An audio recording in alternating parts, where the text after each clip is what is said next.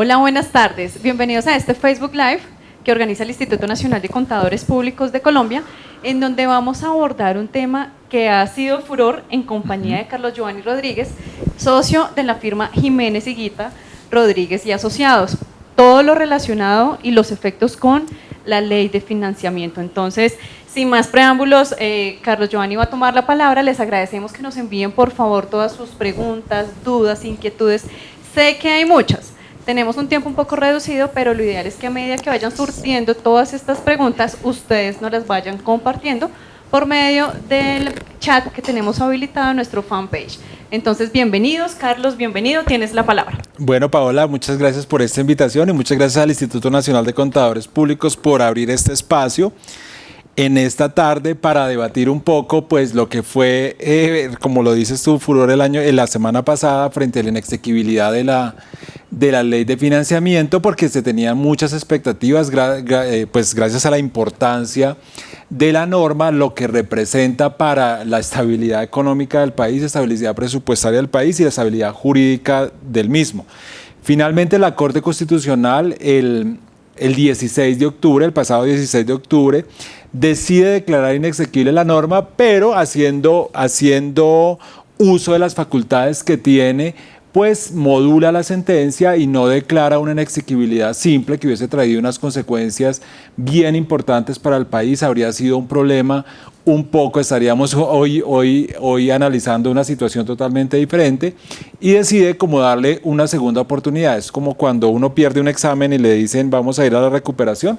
Entonces básicamente eso fue lo que pasó con la ley de financiamiento. Lo que le da es una oportunidad al gobierno para que presente un nuevo proyecto de ley, se apruebe en el Congreso.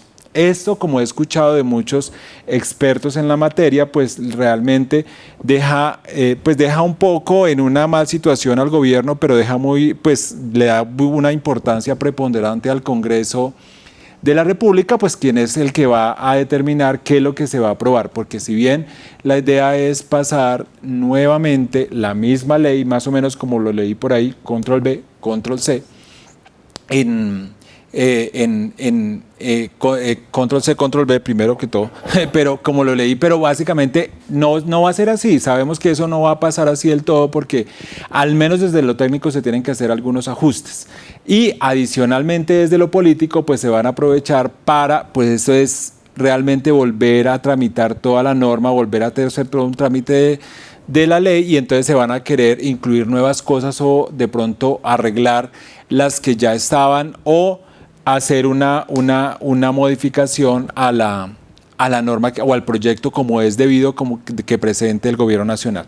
Entonces recordemos un poco acá lo que estamos viendo acá en la presentación desde el punto de vista del análisis económico, y que hoy sigue intacto, que era lo que preocupaba un poco a todos los analistas, es que nosotros con esta ley, o el gobierno nacional con esta ley, esperaba o espera recoger cerca de 7 billones de pesos para el presupuesto, porque es una ley de financiamiento. Sabemos que el presupuesto del año pasado se presentó con este déficit, y esto es lo que se buscaba corregir en el año 2019, lo que se esperaban los recursos. Como tenemos que para el año 2010, lo primero que tenemos que decir es, para el año 2019 no ha pasado nada.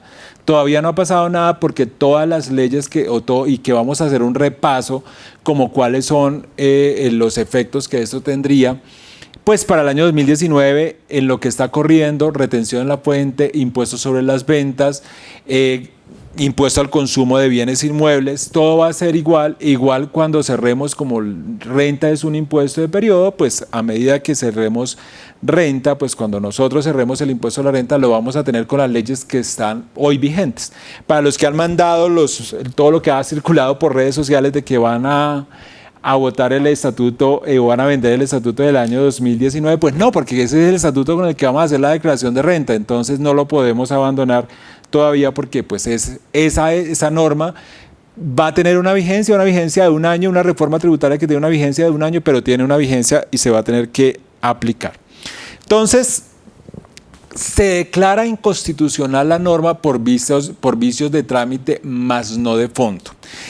Cuando uno mira acá lo que hizo la Corte Constitucional, algunos aplauden la decisión, otros no tanto, porque dicen básicamente cuál fue el problema: no haber incluido el proyecto dentro de la Gaceta Oficial para que la Cámara de Representantes pudiera conocer el proyecto que había aprobado el Senado de la República. Y básicamente en eso uno encuentra varias discusiones. Y lo primero es, pues y lo escuchaba esta mañana en una cadena radial que alguien decía, pero pues ¿quién se lee una gaceta del Congreso? ¿Quién se la lee? Pues básicamente en esto era una reforma tributaria, todos los senadores, todos los congresistas y todos los representantes a la Cámara pues conocían de lo que se estaba hablando y lo que se estaba debatiendo en ese momento.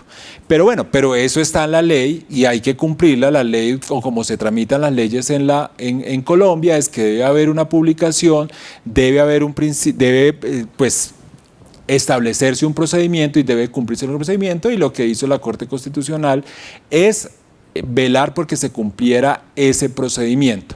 Entonces, pero en esto que hace, lo que hace la sentencia, pues no es analizar de fondo, y acá sí creo que hay varias cosas, porque si bien ya se han pronunciado sobre algunos temas de fondo de la ley de financiamiento, pues hay unos temas que estaban demandados o que están demandados en este momento y que no ha habido un pronunciamiento de fondo. Caso, por ejemplo, la sobretasa de las entidades financieras, que pues si bien para todo el mundo vamos a tributar al 33% y eso es un hecho, eso no va a cambiar ya porque ya tenemos el fallo de la Corte y me dice por el año 2019 la ley en la que vamos a aplicar, pues tenemos un 33% para personas jurídicas, pero en el caso de personas de las entidades financieras, pues van a tener una sobretasa de ese impuesto, van a tener una sobretasa y eso está demandado, pero no hay un pronunciamiento de fondo, y entonces eso lo decíamos en el comunicado que compartimos del INSP, pues vale la pena esperar qué decisión va a tomar la Corte Constitucional, porque sí es bien interesante, se puede pronunciar sobre una norma que ya fue declarada inexequible, pero con efectos diferidos.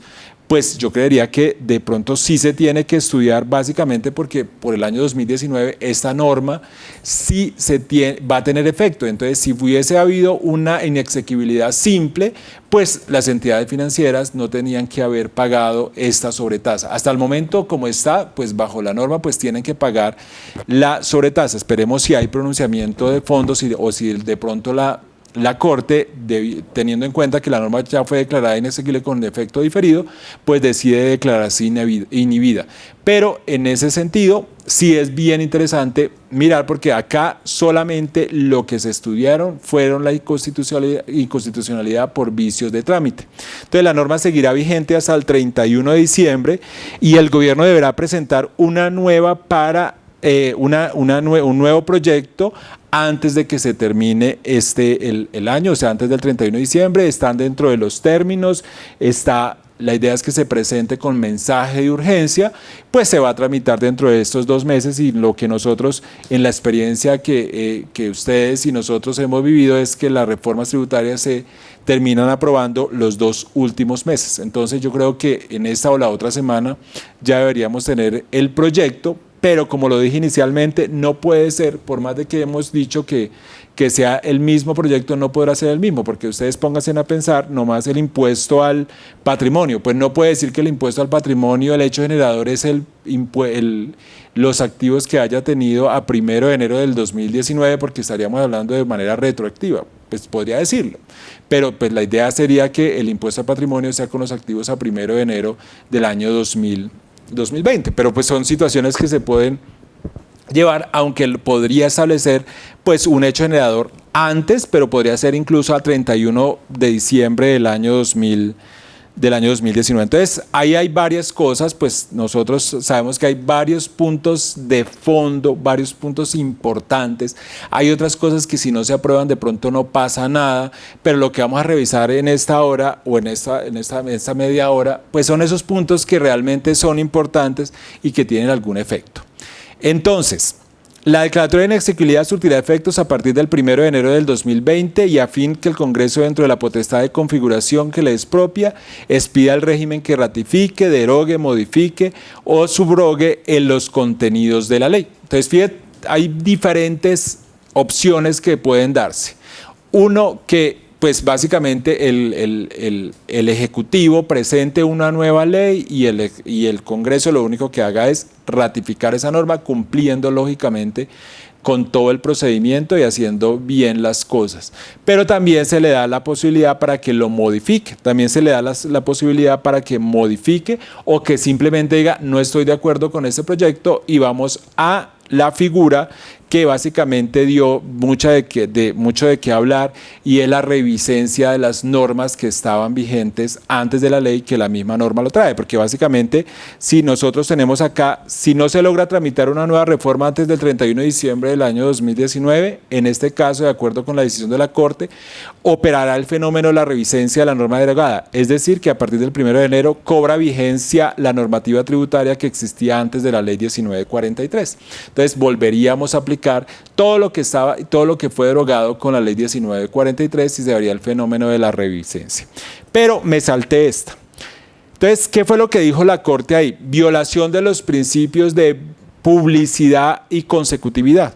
Por cuanto la sesión extraordinaria de la plenaria de la Cámara de Representantes celebrada el 19 de diciembre del 2018, se aprobó la proposición de acoger el texto aprobado por plenaria del Senado de la República el día anterior sin que ésta fuera previamente conocida por los representantes de la Cámara, debido a la ausencia de publicidad de dicho texto en la Gaceta, lo que impidió que se llevara a cabo el respectivo debate. Eso es lo que le decía, que es un tema muy formal, era haber incluido el proyecto en la Gaceta para que lo que salió del Senado lo pudiera conocer la Cámara. Si uno fuera, y lo que les decía inicialmente, si uno dijera, pero no creo que por haberlo incluido en la Gaceta se lo hayan leído.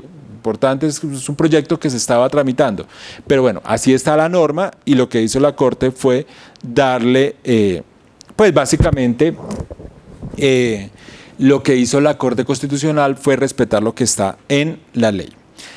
Entonces, efecto de no aprobar una nueva reforma, ¿y qué habría pasado en caso de constitucionalidad simple? Pues el efecto de no aprobar una nueva reforma es que ahí pueden hacer varias cosas. Uno, que de pronto el recaudo no se ve afectado, aunque han dicho que sí. Otro, pero lo que sí es cierto es que los gremios, y esto que tengo acá está en varios portales, me dice que el crecimiento económico podría desacelerarse hasta el 0.9 puntos porcentuales y el recaudo tributario caería en 1.6 billones de pesos en el 2020. Esto en el 2019, pues por el tema de retenciones y todo esto, lo que me dice es, si no volvemos a traer los mismos beneficios, sobre todo el tema de beneficios, donde los empresarios han hecho o han creído en esos beneficios, si no se vuelve a ver, lo que se hay es un desaceleramiento de la economía, y eso representaría posiblemente 0.9 puntos, lo dicen los gremios, y también caería el recaudo en 1.6 billones, que es donde todo el mundo no se pone de acuerdo, porque pues ahí en el tema de sopesar recaudo versus beneficios, creo que las cifras todavía no están muy claras. Pero lo que sí es cierto es que si la declaratoria hubiese sido simple, como lo hacen la mayoría de las veces la Corte Constitucional, pues si la declaratoria constitucional simple ocasionaría un vacío normativo en el sistema tributario que afectaría el recaudo previsto para el año 2019. Ahí sí era clarísimo, porque si hubiese sido simple, entonces empezábamos a decir, bueno, pues ya no se van a aplicar las normas de renta, pero entonces ¿qué iba a pasar con el impuesto de normalización? ¿Qué iba a pasar con el impuesto al patrimonio? La inexequibilidad simple hace que las normas que yo declaré, que se hayan declarado inexequibles, no se puedan volver a revivir. Entonces, en ese caso habríamos tenido un escenario totalmente diferente. Entonces, ahora sí, vamos a empezar con los temas de fondo, partiendo de la base que lo que dijimos es que esta inexequibilidad es única y exclusivamente desde el punto de vista formal. Pero vamos a mirar entonces qué queda con esto para el año 2019, como para que lo tengamos presente. ¿Qué pasa para el año 2019? Y en un eventual que no se apruebe dicha norma, ¿qué pasaría? Que no se traiga esa misma norma. Entonces, la primero que tenemos acá es la tarifa general de renta de las personas jurídicas, que para el año 2019 seguirá y es el 33%, porque es la tarifa aprobada y es la norma que está en la ley de financiamiento, o sea, la ley 1943. La reducción prevista, ahí sí, la reducción prevista para los años 2020, que vamos a llegar de ahí en adelante reduciendo un punto hasta llegar al 30%, pues no se daría a menos de que el Congreso apruebe y en la nueva ley se incluya dicho reducción que todo mundo está esperando que así se haga, porque era una de las propuestas de este gobierno. Entonces, tarifa para el año 2019, 33%. Para el año 2019, igual. Entonces, lo que habíamos dicho, para lo que tenemos hasta ahorita, con los efectos de este fallo, para el año 2019 se aplicará la tarifa del 37 del impuesto de renta para el sector financiero. Pues ya dijimos que estaba pendiente el estudio de unas demandas, que esperemos cómo sale ese fallo. Lo que sabemos es que fallo sí debe haber, así sea un fallo inhibitorio, pero debe haber fallo para las entidades del sector financiero, pero a mi juicio esperaría que esa norma sí se le dé un estudio de fondo, puesto que tiene efectos para el año gravable 2019. Impuesto al consumo de bienes inmuebles, otra norma que ha dado y que por eso la traemos acá y ha dado mucho de qué hablar. Y es porque el impuesto al consumo de bienes inmuebles es otra norma que está demandada de fondo, porque el hecho generador y el sujeto pasivo e incluso la base gravable o los elementos básicos del impuesto no fueron definidos debidamente en la ley 1943. Pero por lo pronto, con lo que tenemos acá, los inmuebles que vendamos por encima de 26.800 VTs hasta el 31 de diciembre quedarían cobijados o quedarían con la tarifa del 2%. ¿Qué recomendaríamos en este caso? Ya como un tema de recomendación, pues si sabemos que van a cambiar, sabemos que hay demandas en contra de este artículo de fondo por la configuración, por las ventas, no solamente porque hay muchas formas de enajenar los bienes inmuebles, pues valdría la pena, pues faltan 2 meses, esperar qué pasa. Ya ahí eso es una situación de cada quien o de cada caso en particular. Lo cierto es que si no se aprobara una nueva ley y operara el principio de la revisencia de las normas, nosotros tendríamos nuevamente un IVA, pero ya solamente un IVA del 5% y solamente para la vivienda, como estaba antes. Pero por ahora, hasta el 31 de diciembre del año 2019, seguiría el 2% y es una de las normas que esperamos que realmente se pueda hacer alguna corrección en la determinación de los hechos, de los elementos del impuesto, pues que es una de las falencias que tiene la ley 1943. Luego, nosotros tenemos acá dividendos, otro punto importante.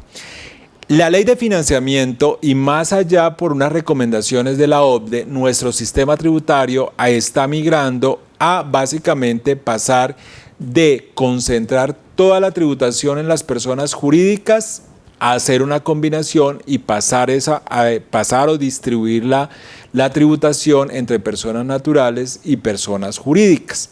La ley de financiamiento, al reducir la tarifa de las empresas y aumentar la tarifa de los dividendos, pues eso era básicamente lo que se estaba buscando. Hoy, cuando nosotros entendemos y cuando hay una entrevista ahí que le hicieron al director de la DIAN y manifiesta que tenemos 3.4 billones de declarantes, antes eran 2.5 de más, pues entendemos que eso es uno de los objetivos. Pero los objetivos es más allá en el número de declarantes, es pasar la tributación. Y entonces lo que hacía la ley de financiamiento es que nosotros con la ley 1819 cambiamos todo nuestro sistema de tributación de los dividendos y pasamos que a pesar de que los dividendos van a tributar en cabeza o las utilidades tributan en cabeza de la sociedad, también lo van a hacer en cabeza de los accionistas. En ese sentido, como lo van a hacer en cabeza de los accionistas, pues había determinado una tarifa hasta el 10%, con las de financiamiento se subió hasta el 15%. Esa tarifa se le está aplicando a todos los dividendos y participaciones que se recibieron y que fueron generados en 2017 y 2018 y que se decretaron en calidad de exigibles en el 2019. Nada que hacer. Si seguimos decretando o vamos a decretar en estos 2 meses dividendos que son del 2017 y 2018, pues van a tener esa tarifa marginal hasta el 15%, igual la tarifa para personas jurídicas del 7.5%, que fueron los 2 cambios que se introdujeron con la ley 1943. ¿Qué se esperaría? Se esperaría que esa tarifa siga igual, siga igual, que la pasen o que la dejen igual. Si no se presentara dentro del nuevo proyecto, pues estaríamos no sin impuesto a los dividendos, sino que estaríamos con el régimen de la ley 18 y 19, y el régimen de la 18 y 19 sigue grabando también los dividendos, pero a una tarifa menor, o sea, hasta el 10%, y no habría tributación de las entre las sociedades, en la distribución que se haga a sociedades.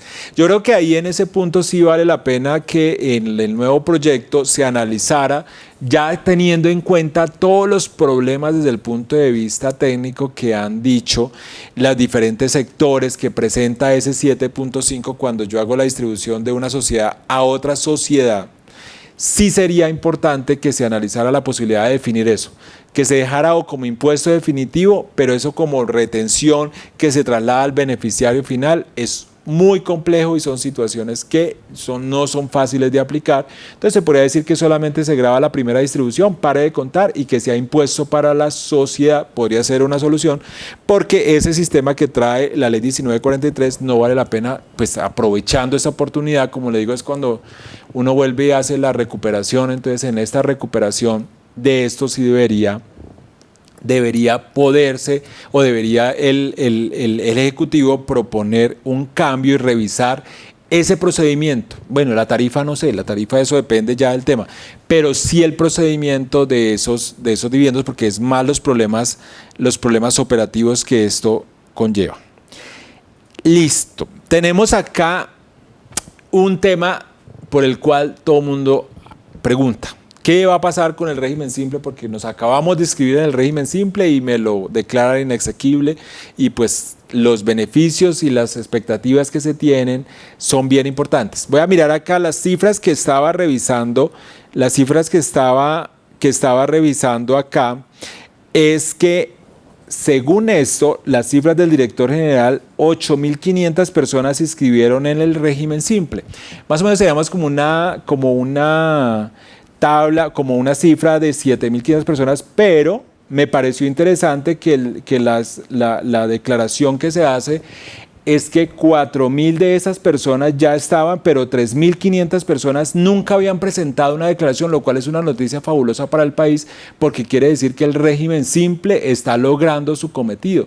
El régimen simple está logrando la formalización de aquellos que nunca han entrado al tema tributario, y por eso es urgente que este régimen se le puedan hacer mejor así, pero se mantenga dentro del proyecto, y creo que así va a pasar. O sea, eso no lo van a cambiar, pero básicamente esto da muestra de que si hay 3.500 personas que se inscribieron en el régimen simple y que nunca habían presentado una declaración, es buenísimo, puesto que quiere decir que hay 3.500 personas nuevas que se están formalizando o que iniciaron alguna actividad y que van a empezar a tributar en pequeña medida, pero que van a empezar a contribuir en este país. Entonces es una de las muy buenas noticias que nos trae, pues, en la comunicación que hace el director de la DIAN. Yo lo tomé de un periódico, de una entrevista que le hicieron, no es porque le haya preguntado directamente, no, pero ahí de un periódico que le hicieron, listo.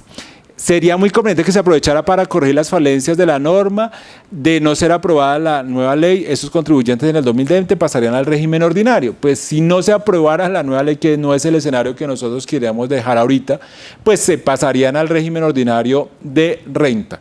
Lo que nosotros creemos es que al menos este tema del régimen simple se aproveche para hacerle algunos ajustes, como por ejemplo en el caso de que pase, que se deje claro qué pasa con los dividendos, en el caso de sociedades que se acogen al simple y le reparten a sus personas naturales, ¿qué pasa en ese caso? Pues para que en la tributación de la sociedad no se pase al accionista. Eso se debería aclarar a través de la ley, y ya pues muchos han indicado cuáles son esos problemas que presenta el régimen simple, que, como vuelvo y digo, es un régimen buenísimo para el tema de la formalización, es una oportunidad, es la apuesta que le está haciendo el Estado. Aplaudimos desde el Instituto Nacional de Contadores y desde la firma ese régimen simple, pero que se termine de perfeccionar por decirlo así, y se aproveche para corregirlo. De hecho, por ahí en un documento que se va a publicar, ojalá salga antes de el proyecto de ley, que vamos a publicar sobre algunas temas que están pendientes de acá en el simple. Algo importante, por ejemplo, la cotización de independientes. La cotización de independientes en la ley del plan dice que yo puedo solicitar, en los trabajadores por cuenta propia, que yo puedo solicitar costos y deducciones hasta el monto de las deducciones, o de acuerdo con el artículo 107 del Estatuto Tributario, bien, pero hasta el monto incluido en mi declaración de renta. Y si yo soy del simple y como no presento declaración de renta, entonces formalmente no podría incluir costos y deducciones. Son cosas que lo puede arreglar ahorita la norma. Entonces, este es un tema interesante, lo del régimen simple. Para que lo tengamos en cuenta, no ha pasado nada, usted por el año 2019 va a tributar por el régimen simple, a 31 de enero vuelve y escoge si va a tributar por el régimen simple, si es que la norma se aplica igualmente, o si no, pasaríamos al régimen ordinario, que no es un escenario que creamos ahorita se vaya a dar. Otro tema, pagos al exterior. En esto sí pues mostramos la preocupación cuando aumentaron todas las tarifas de pagos al exterior a través de la retención en la fuente, y es que con la ley anterior nosotros teníamos un 15% de la tarifa general, hoy tenemos una tarifa del 20%, pero en todos los pagos al exterior que hagamos hasta 31 de diciembre igual vamos a seguir aplicando el 20%. Si tengo convenio de doble imposición, pues sabemos que ese no va a cambiar con esta ni con la otra reforma, ni con la reforma que se aplique, siempre seguirá siendo el 10 dependiendo del concepto, pero si no se llegara a aprobar la nueva reforma regresaríamos a la tarifa del 15%. Pero en esto no creo que le van a hacer ningún cambio, la idea es que seguíamos con el 20% de pagos al exterior. Aquí hay varias normitas que llaman la atención, y es la primera, una norma muy general que de pronto es una norma antievasión, y es todo el tema de ventas indirectas. La aplicación sobre ventas indirectas. Para lo que queda del año se debe dar aplicación a la norma sobre ventas indirectas, que fue una figura nueva para todas las ventas de inmuebles que se hacen a través de sociedades en el exterior. Pero acá sí hay algo que nos pega a todos, y es la famosa renta presuntiva, que muchos se han preguntado, muchos habían aplaudido el hecho de que se hiciera una reducción y que se eliminara la renta presuntiva. Lo cierto es que para el año 2019 la renta presuntiva va a ser del 1.5%, pero para el caso de que no se aprobara ninguna reforma o que no tendría ninguna razón de ser, que volvieran a establecer o que no dejaran en la nueva ley la reducción y tal como está, pues en el 2020 regresaríamos al 3%. De lo contrario, si seguimos con el plan que traíamos, tendríamos una reducción del 1.5%, luego otro 1.5% para luego desaparecer esta renta presuntiva que realmente hoy por hoy no tiene una razón de ser. Desde el punto de vista constitucional, alguna vez en la Corte Constitucional, en la sentencia donde analizó esta norma, había dicho pues que esto se justificaba en el hecho de que la propiedad debería cumplir una función social, un tema un poco como socialista, todo este tema. Hoy cuando estamos hablando es que se debe producir, que se debe gravar las rentas, que la administración tiene también la capacidad de determinar cuáles son las rentas y que yo debo gravar lo que es la renta y la capacidad contributiva de los contribuyentes, pues no se justifica mantener un tema de renta presuntiva, máxime cuando también tengo impuesto al patrimonio. Entonces, esperemos que se siga con el mismo plan que se tenía, y en ese plan que teníamos era de acabar con esa renta presuntiva y dejarla en el 0%. El otro tema también nos ha llamado, también nos lo han preguntado, lo que básicamente en renta presuntiva y este tema de activos fijos reales productivos, pues le llama mucho la atención a los contribuyentes, porque realmente el activo fijos reales productivos es un beneficio enorme, porque es que me devuelvan el IVA pagado en activos fijos reales productivos. ¿Qué tenemos acá? Todas las compras que ya se hicieron durante el 2019 y que lo que se haga hasta 31 de diciembre del 2019, incluso en caso de que no se alcance a utilizar el beneficio y que no se aprobara nuevamente esta norma, porque es donde más está donde más afecta el recaudo para el gobierno, pero no creo que la vayan a quitar, pues ese IVA que me queda pendiente por utilizar, que de pronto no lo puedo utilizar este año, igual lo vaya a poder utilizar en los años siguientes, porque se supone que yo ya hice la compra en el año 2019, ya hice la erogación. Aquí la pregunta es, ¿pero qué pasa si es que no han reglamentado y la DIAN todavía no ha dicho que es activo fijo real productivo? ¿Qué pasa con los decretos reglamentarios que ya salieron, con los que salga la nueva ley? Pues sencillo, tendrán que reglamentarse. No veo tampoco la necesidad ni la restricción de que porque no haya reglamentario yo no pueda solicitar el descuento activo fijo de reales productivos. Creo y estoy seguro que se puede solicitar, no necesito la definición o el decreto para que así lo diga, pero sí sería bueno que si lo van a reglamentar, pues se haga la reglamentación, así el decreto vaya a tener una vigencia de 2 meses. Porque ¿qué va a pasar? Todos los decretos que se expidieron para reglamentar la ley 1943, pues van a perder fuerza ejecutoria, van a haber decaimiento de ese acto administrativo el 31 de diciembre porque la norma ya no va a estar vigente.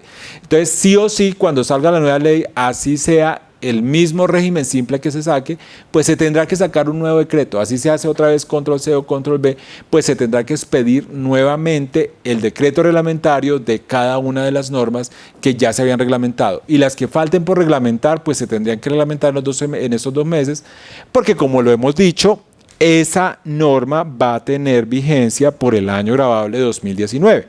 Entonces, en este tema de activos fijos reales productivos, primero, no considero que necesite que si no sale el decreto reglamentario no se puede aplicar, se puede aplicar. Sabemos que es un activo fijo real productivo. Hay una demanda contra esta norma y es precisamente de fondo. Esperaríamos que se pueda resolver así como lo vimos para las entidades financieras. ¿Cuál es el tema de fondo?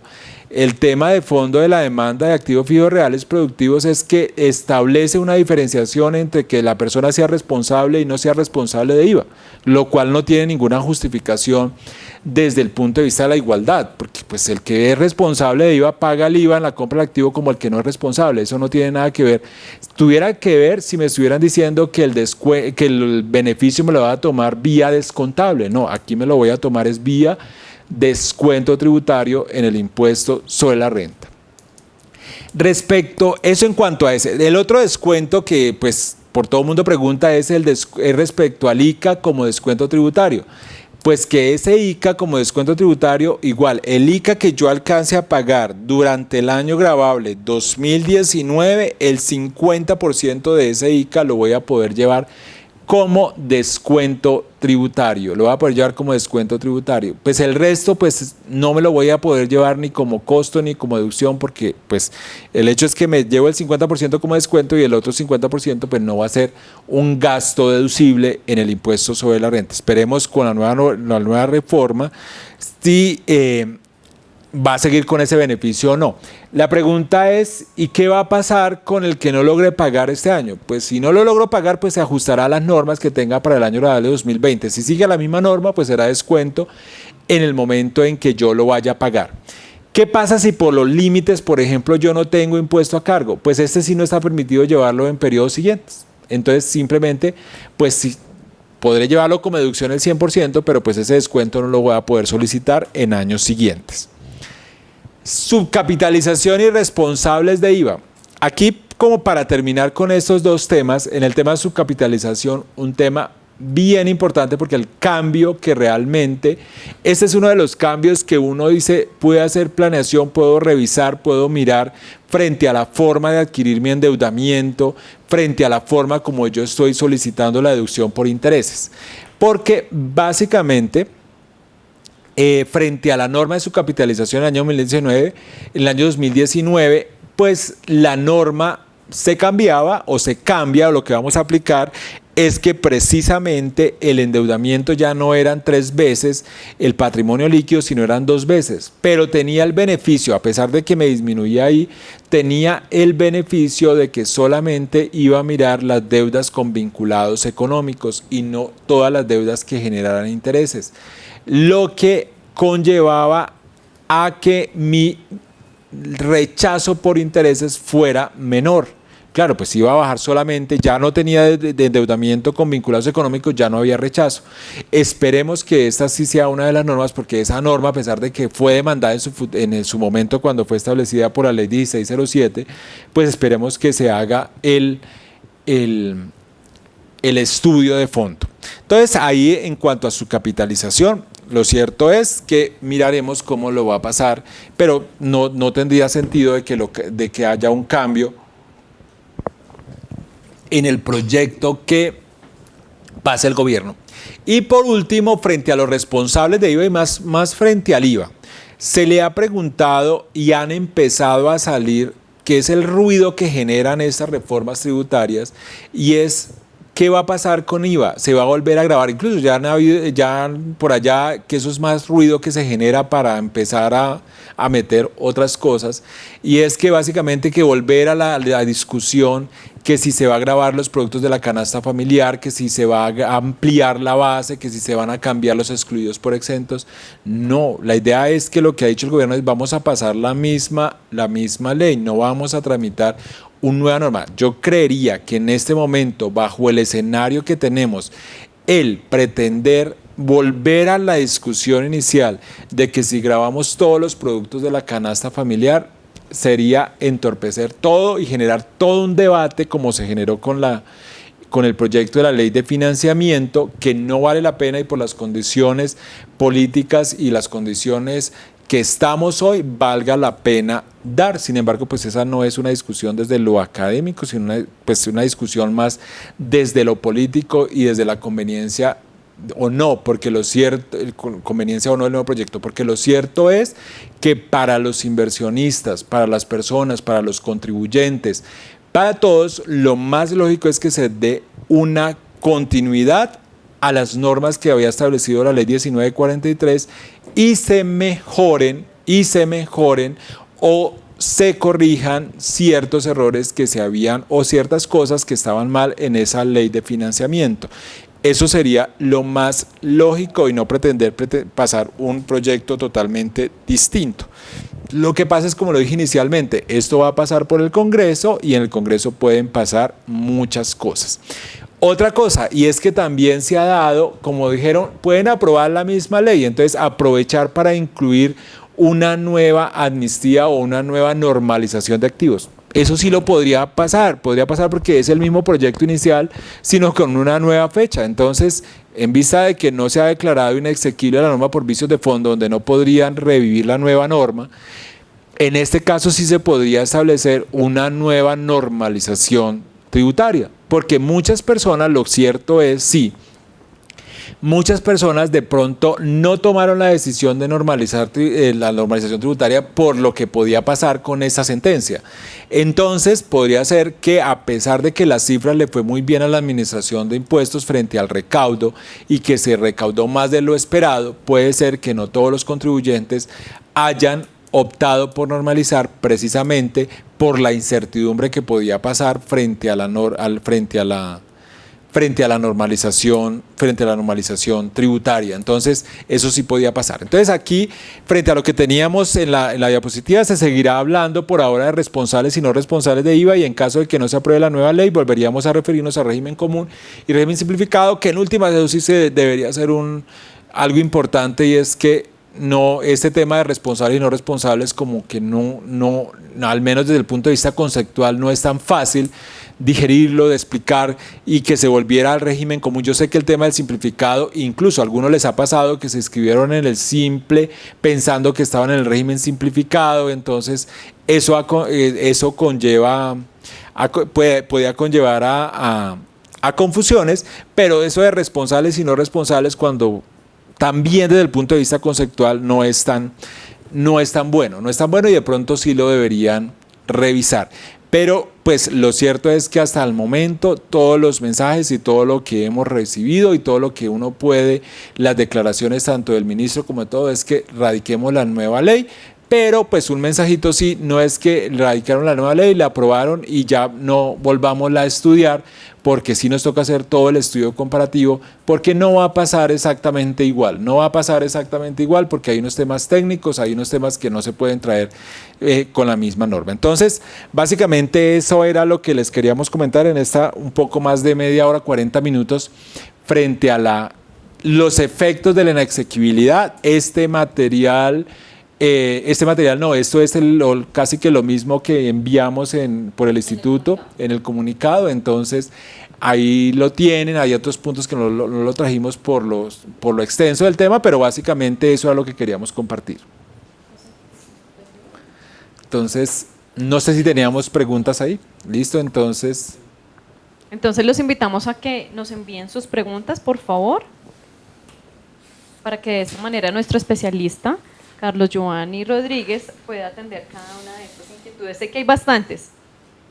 Entonces esperamos unos 5 minuticos. sí, esperemos si hay alguna pregunta, o aunque pues básicamente este tema ha estado, es un resumen de lo que podría pasar, y básicamente lo que se puede preguntar la gente lo hemos estado, como que lo tratamos de recoger ahí. Por eso la presentación inicial lo hicimos como en forma de preguntas: qué pasaría en cada caso, qué pasaría en cada tema, porque como la gente pues quede con qué es lo que va a pasar, porque básicamente el mensaje es: todavía no ha pasado nada. O sea, todavía hasta hasta el 31 de diciembre con la ley de financiamiento no ha pasado nada. Lo interesante va a ser es qué va a salir en la ley, ¿Qué se viene ahora? que se viene, porque nos tocará de todas maneras, si sea lo que sea, es una nueva ley y casi que toca volverla a estudiar, volver a escribir, volver en nuestro encuentro, en el encuentro tributario que hace el